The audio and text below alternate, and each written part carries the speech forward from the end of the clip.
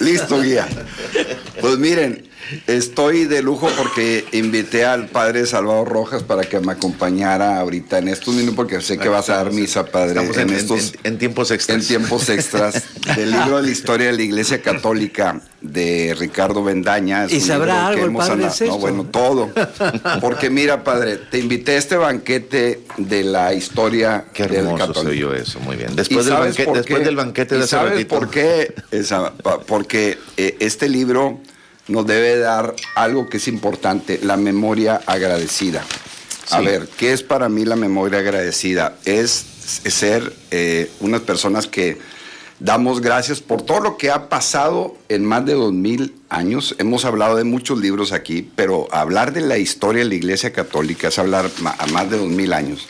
En una historia en donde hay un personaje principal, Jesucristo Dios, donde hay un pueblo peregrino, donde está la iglesia, una iglesia que le dijo al apóstol Pedro que la edificara y que la hiciera una presencia terrenal, pero en todos esos 2000 años, pues la iglesia ha tenido una presencia muy importante en cada una de las etapas de nuestra historia, desde la llegada de Jesucristo, desde los primeros concilios, padre, en el concilio de Jerusalén, el de Nicea, todos esos concilios que en cada etapa de la historia de nuestra humanidad tuvieron una aportación muy importante. Por la iglesia nacieron las primeras universidades en el año 1000. Por la iglesia también pues hubo una serie de aportaciones muy importantes a lo que es la organización de la estructura evangélica, y también se hicieron esas órdenes que llegaron después del encuentro entre Oriente y Occidente acá, los carmelitas, los jesuitas, en fin. En la época de la Edad Media, padre, donde estuvieron también un siglo también muy complicado, en donde también la iglesia se enfrentó al Islam, y ahí nacieron las cruzadas, y en esa defensa para llegar a Tierra Santa hubo muchas muertes, muchas situaciones muy complejas, los tiempos en donde hubo varios papas, donde un papa fue asesinado también, el tiempo de la Reforma Protestante de Lutero, la participación de la iglesia en la época del Renacimiento, el choque también, y que la iglesia ahí también no fue clara en el tema de la participación de Nicolás Copérnico y Galileo Galilei, de cambiar la filosofía enocentrista, y que la iglesia se enfrentó a ellos y después se disculpó, porque miren, y quiero pasarle la palabra al padre para que nos diga cómo está la estructura de la iglesia. Pero hay que decir algo. La historia de la iglesia es una historia de hombres, donde hay santidad y pecado, donde todos somos seres humanos, donde está la contradicción o el choque entre el espíritu y la materia, entre la temporalidad y la eternidad, y también entre lo individual y lo institucional. Y quiero preguntarte, padre, ¿cómo es la institución de la Iglesia Católica? ¿Cómo está estructurada después de más de 2000 años? ¿Cuál es la estructura fundamental que tenemos en la Iglesia Católica? Mira, si hablamos de estructura humana, digamos, ¿no? Concretamente la estructura como nosotros la comprendemos, hay un término en el fondo que ha permanecido y se llama jerarquía. La jerarquía no es, digamos, como la podemos comprender desde el ámbito de términos, político-partidistas, ¿no? La jerarquía se refiere al tipo, nivel de servicios en orden a la comunidad. La jerarquía significa niveles de servicio. Si literalmente si lo traducimos al castellano, la palabra griega que significaría niveles de servicio, o quienes ocupan de diversos niveles de servicio. Entonces, quienes forman la jerarquía, o en este caso, quienes formamos la jerarquía, ¿no? Somos quienes, llamados de la misma comunidad, nos ponemos o se nos pone al servicio de ella misma. A lo largo de los siglos, y todos somos testigos, esta jerarquía comenzó a asumir privilegios. Privilegios que fueron haciendo, obviamente, la estructura mucho más fuerte, ¿no? Y privilegios que fueron dándole también este vuelco o esta visión que hoy tenemos y que a lo mejor seguimos teniendo muchas veces, ¿no? Pero la estructura sobre todo va en línea de como de esta gracia o de esta bendición que caiga y fluya para que todos podamos vivir de ella, ¿no?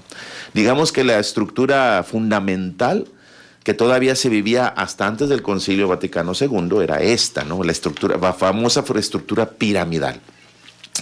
A partir de la eclesiología de Vaticano II se habla de esta eclesiología de comunión, es decir, donde esta jerarquía no está en orden de arriba hacia abajo, sino de abajo hacia arriba, en donde la comunidad del pueblo de Dios se vea favorecida por quienes la sirven, la animan, la conducen y la gobiernan. Actualmente se vive eso, o se está todavía en esta, no sé si llamarle litigio, pero por lo menos en esta lucha de ir asumiendo una eclesiología más acorde al Evangelio, ¿no? Mucho más parecida a los primeros siglos de la Iglesia, sobre todo hasta prácticamente el alto medioevo, ¿no?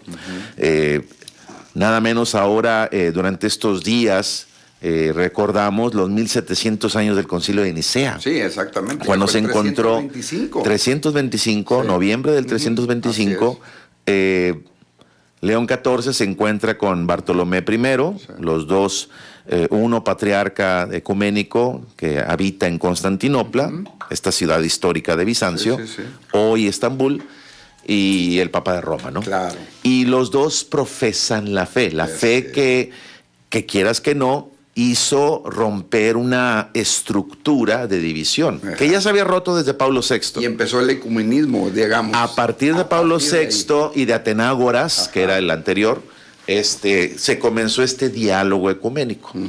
Diálogo ecuménico es distinto al diálogo interreligioso. Sí. El diálogo interreligioso es el diálogo que yo tengo con Islam, con judaísmo, con brahmanismo, con etcétera, etcétera, ¿no? Sí. El ecumenismo es el diálogo que hay entre cristianos, entre los que profesamos una misma fe, aunque tengamos tradiciones distintas.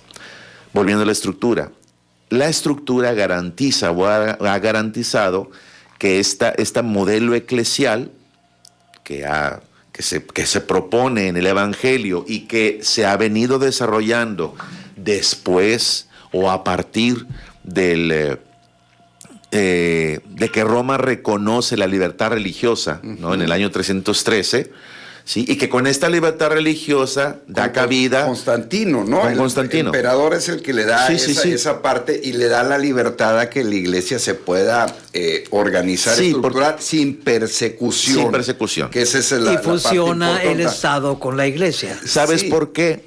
Porque cuando Constantino fue el último de los emperadores, digamos, fuertes. Que ni era creyente, además. No lo era, pero como buen político buscaba la unidad del imperio. Así es. Y si tú estás hablando de que tienes un imperio de 50 millones de habitantes, 15 de ellos son cristianos, pues no podías vivir, no podías vivir en un litigio constante. A fin de cuentas, ellos eran también religiosos. El mismo emperador se consideraba a sí mismo una divinidad. Pero esa estructura de cardenales, obispos, presbíteros, a esa me refiero, esa padre, surge. Esa cuando se forma, la que ahora conocemos, esta estructura. La estructura más elemental es la del episcopado y el diaconado, que surge en los tiempos apostólicos, particularmente en las cartas de Pablo, tenemos este referente, y en los Hechos de los Apóstoles. La estructura, digamos, actual se parece más a la que hereda la curia romana, ¿sí? Del extinto Imperio Romano.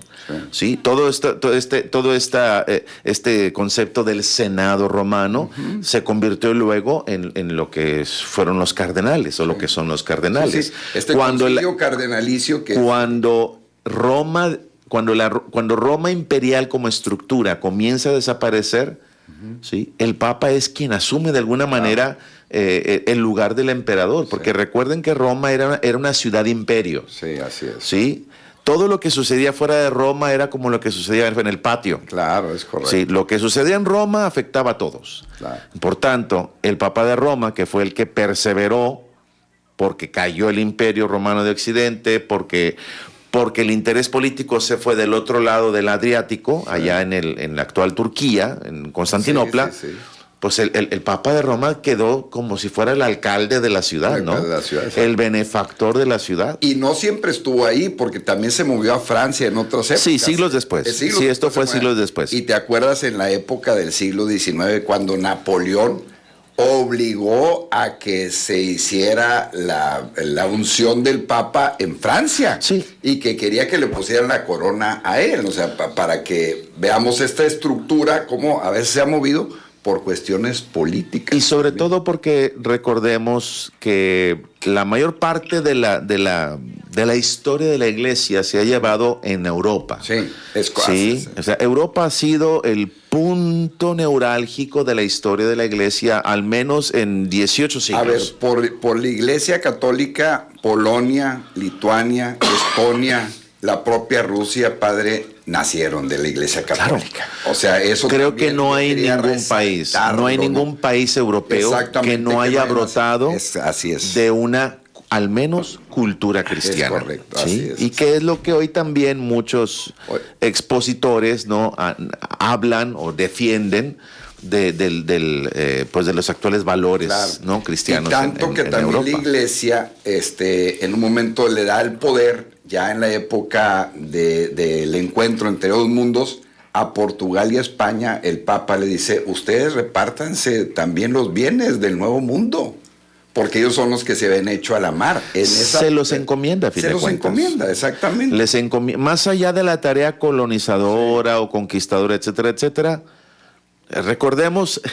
también recordemos que en la época en que comienzan estas travesías a descubrir nuevos caminos, rumbos a las Indias, o sea, el concepto era buscar ganarle, ¿no?, a la competencia digamos, de los ingleses, claro, o de los franceses, sí, ¿sí? La ruta hacia las Indias. Sí.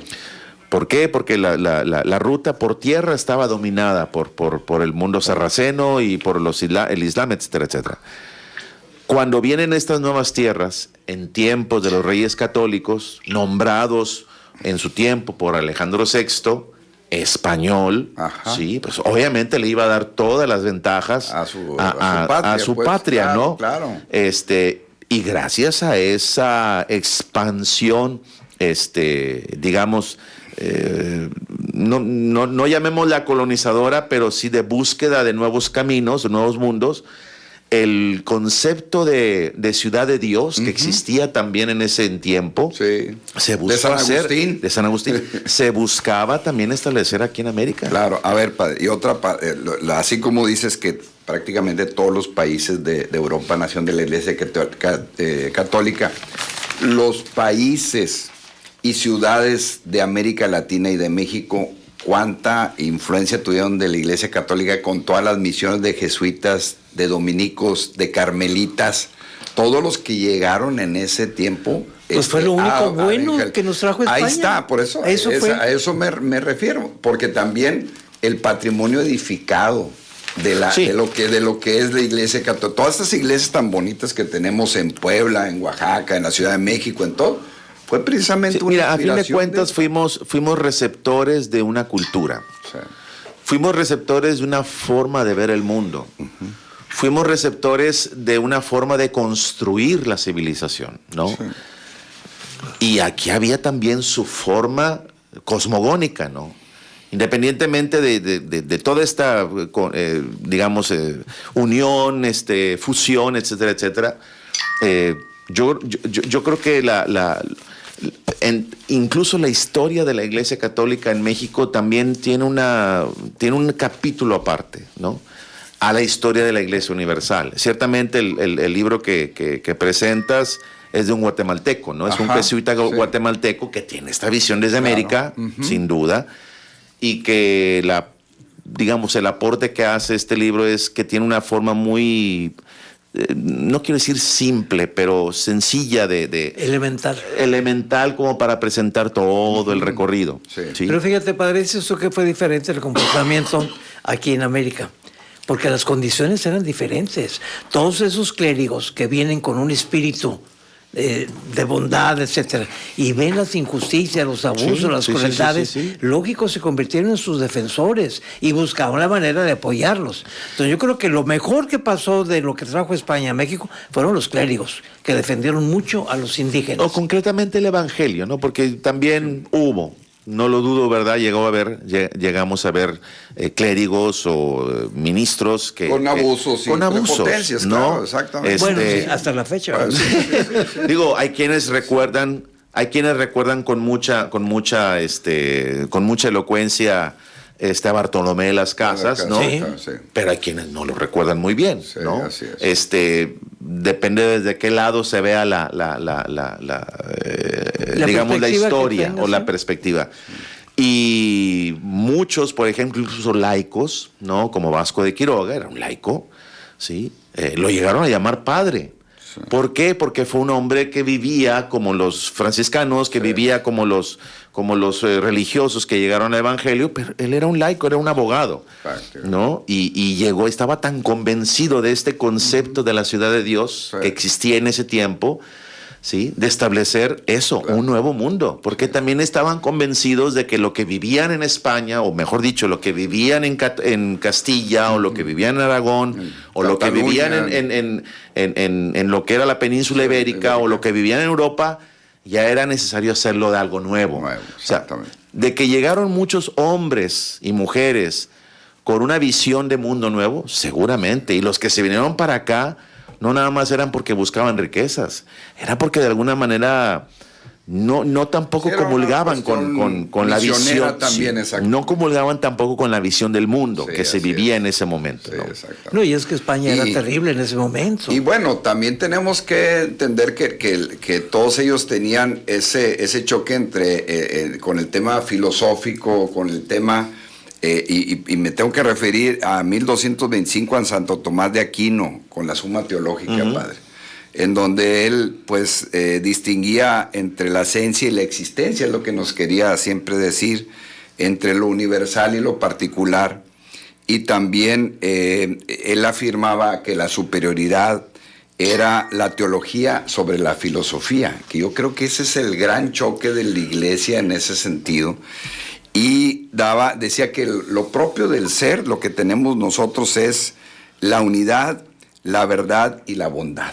Él decía eso. Eso es lo que nosotros sí podemos controlar o nos pertenece. Sí, sí, Fíjense sí. lo que es la aportación fundamental de Santo Tomás de Aquino cabalga, digamos, se monta pues en la cabalgadura de la filosofía aristotélica. Exactamente, sí. O de la filosofía perennis, como fue llamada también en la escolástica, para transmitir precisamente esto. Pero tú lees a Agustín, ¿no? Sí. Agustín se monta en el platonismo. Sí, el platonismo, exactamente. Que Y es son, discípulo y de- son dos visiones del mismo mensaje cristiano, pero en dos cabalgaduras distintas. Así es. Y si bien la filosofía perennis que presenta Tomás de Aquino sigue estando ahí presente en el método teológico, ¿no? Pero bueno, recordemos que ahorita tenemos un Papa Agustino, ¿verdad? Sí, así es. Entonces, exactamente. y no porque el Papa sea Agustino, vaya, en el sentido de, pero es alguien que está rescatando muchos elementos y Tomás interesantes Moro, de San Tomás Agustín. Moro también era agustino, padre. Tomás Moro, que hizo todo una revolución en la iglesia prácticamente en la época del Renacimiento. Del Renacimiento, fue toda esta época del descubrimiento de América. Así O sea, es. si nosotros pensamos que ahorita, hoy, estamos viviendo una época sin precedentes, ese momento del Renacimiento, ese momento en el que Sí. se descubrieron tierras nuevas, exacto. o sea, para muchos era algo impensable, Claro, ¿no? claro. El solo hecho que para los mismos ibéricos el Finisterre era lo último Claro. y no había más, Claro. y que hubiera locos que se aventaran al mar, sí. y pensaban en, ¿cómo se llamaban estos animales así mitológicos que Claro, creían sí. que estaban El cíclope, sí, todo, esperándolos sí, sí. al Ajá. final Sí, sí. del océano? O sea, no sé. Es que cambió, Claro. O sea, cambiaba la cosmovisión, y no obstante todo eso formó parte o ha venido formando parte de la historia de la iglesia. Creo que la historia de la iglesia va unida no solamente a la historia de Occidente, sino, o de la civilización occidental, sino a la del mundo. Del mundo, sí, de Oriente a Occidente. Sí, o sea, sí, realmente, por eso esta trayectoria, por eso les dije que es un banquete este libro, porque la historia de la Iglesia Católica pues está en todas las épocas, incluso en la época del marxismo, en los propios concilios siempre han servido para mitigar, acompañar o contrarrestar, de acuerdo a la visión de la Iglesia, el tema de la burguesía, del proletariado, de las leyes que se hicieron desde la época de la Revolución Francesa en 1789, sí, o de la propia independencia de Estados Unidos en 1776.